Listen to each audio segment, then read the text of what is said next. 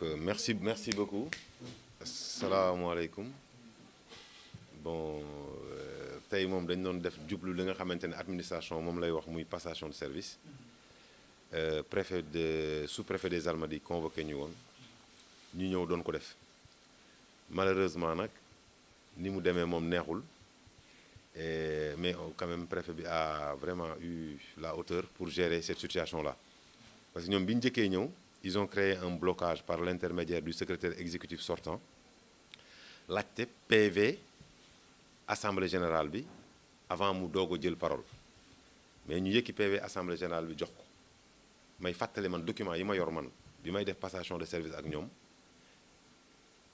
dossier loolu mu laaj noonu comme PV yoruma ko woon mais dama ko marqué ci biir procès verbal bi rek ñu déposé ko. Deuxièmement ñu laaj ko la situation financière mooy le compte A ak le compte B boo leen déggee compte A ak compte B compte A beneen bi pharmacie la beneen bi mooy affaire ticket yi ñuy jaay mu ne moom vendredi la jot convocation bi mais mënul woon def la situation financière indaale benn huissier de justice ñu xamal ko ne ko moom cérémonie bi mënu ci bokk kooku dem def jonom effectivement et tout le public qui était venu assister bi loolu weesoo ñu laaj leen situation financière bi ñu ne ñoom mënuñu def situation financière catastrophique. En réalité cette structure-là a fonctionné de manière illégale en matière de banque mooy amuñu woon am nañ compte banque mais compte bancaire bi Pape Diouf moo si nekk ak Ndeye Seck ce qui est contraire à la loi et les modèles de procédure.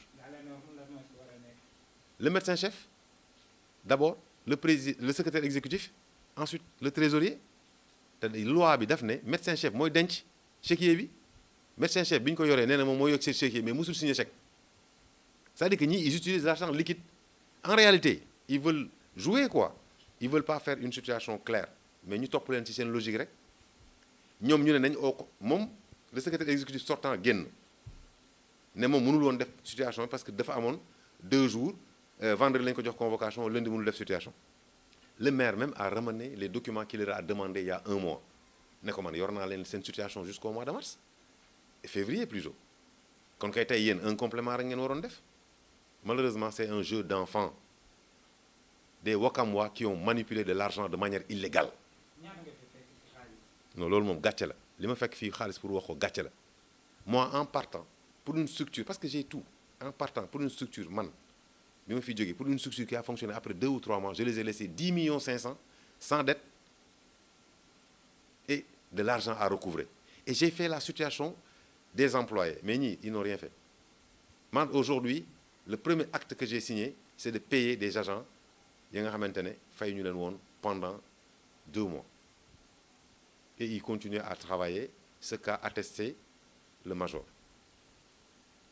Pharmacie compte A dañ koy wax nii rek mais ñoom xam nañ ne amul 103 000 moo fa nekk 103 000 vente ticket 49 800 ci xayma xaalis ba tey jii fi may wax ak yow mënuñuy jox relevé de compte bancaire te ñu ngi ne guuj ak ay det ak ay bor man am na ñu ma saisir déjà depuis l'élection pour ñu fay leen seen xaalis mais nag comme Wakaam lañ dëkk ma leen di ñaan ñoom ak seen ay mbokk ñu waxtaan ak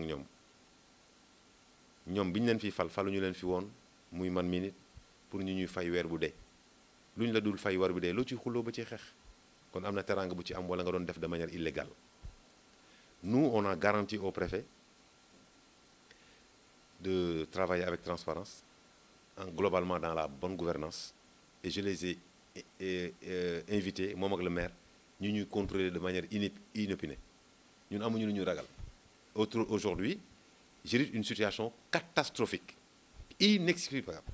Il appartiendra à l'État de jouer son rôle et le préfet leur a donné un dernier délai demain pour qu'ils viennent s'expliquer ou faire la situation. Le médecin-chef moom s'est déchargé nee na signé wul chèque deful transaction financière ce qui est illégal moo tax tegal nañ ko ñëpp parce que foofu la loi dit chèque bu ñuy bind ñett ñoo koy signé donc ñii ils ont été une équipe frauduleuse de 2019 à nos jours te ñoom ñoo wax ci kayit yi ñu joxe ne ñoom ku mën a lire xam nañ ne le centre fait en moyenne 30 millions par mois ils ont pu entre 2018 et ce jour, 2018, le 6 novembre 2018, à ce jour, nous sommes le 18 mai, le 16 mai, ils ont pu manipuler plus de 800 millions de francs CFA. Ban taxawaay. Eh bien, on veut que la loi soit respectée. Nous sommes tous égaux devant la loi. Le préfet a pris des engagements. La trésorière a été sommée de justifier cette affaire. Le comptable a été appelé sur place. Kayit yi mu lay wax ay kayit yi indi na yenn yi amul yenn yi kii naan yóbbu na bii kii naan yorul bii. Mais à ma grande surprise, c'est la trésorière qui était là, muette, ne pouvant pas parler, et que c'est sa responsabilité qui est directement engagée. Écoute, moi je suis un homme de défi, hein. Donc, ça m'a fait plaisir. Parce que cette affaire-là, c'est mon bébé. Suñ ko bëggee ak suñ ko bañee. Man ay bâtiment yu ruiné laa fekkoon fii. Suñ borom suturaal ma nag parce que yàlla rek moo mën. Bañ a am ci lii ñu koy tiitaroo di ko ndamoo. À un moment donné, mais on a fait une élection, mais on m'a battu, je suis parti. Mais je les ai cités, même les chaises qui étaient en état qu'on devait mettre à la poubelle, classées, qu'on devait sortir quand même de notre dispositif. Bàyyi leen fii bi may dem conteneur serviette ici les gens les malades dañu war a sol ay serviettes astafurlah dañu war a yor ay serviettes bu ñuy sangu à notre charge. On avait une machine cuisinière, frigo, tout ce matériel là gisuñu leen fi mais on s'en fout. On va remettre les choses à l'ordre et comme moi j'aime les défis dinañ ko delluwaat fi mu nekkoon et l'hôpital aura des recettes qu'on publiera tous les mois. Je partagerai avec les travailleurs, les infirmiers, médecins, globalement tous les employés, de comment on va faire pour que ça marche. Il faut que ça démarre à 8 heures, il faut que ça continue, il faut que les gens respectent les heures et qu'on essaie d'aider les Wakamois. Centre B, c'est le seul centre aujourd'hui qui fonctionne pour Wakam. C'est le seul centre qui fonctionne pour Wakam. Ngay ñëw ñu naan amul coton. Aujourd'hui, toute personne qui est asthmatique bu fi jaaree du faju mais bu ñu dugg ci bloc bi ñu tiitaroo di wax bu ñu fa dem. L'hôpital aujourd'hui a du matériel vétus. Mais parce que la situation est catastrophique. J'ai dit ce que j'ai laissé ici, aucun malade buy ñëw këram bu solee benn yére soxla muy solaat benn, surtout les femmes. Tout le dispositif comme en France, les femmes qui accouchent normalement et qui sont dans des blocs opératoires, nit ñi leen war a toppatoo. Dama ne le savon même on leur pouvait être distribué. Tout était là. C'est ce qui m'étonne man aujourd'hui. J'ai pas trouvé tout ce truc-là. Qu'à cela ne tienne. Nous allons relever le défi. En tout cas, ñu ngi sant ñëpp di gërëm. Remercier le maire sur sa présence. Il était un peu étonné de cette situation. D'ailleurs, le rapport qu'on lui donne et l'autre rapport qu'on lui présente dafa juyoo.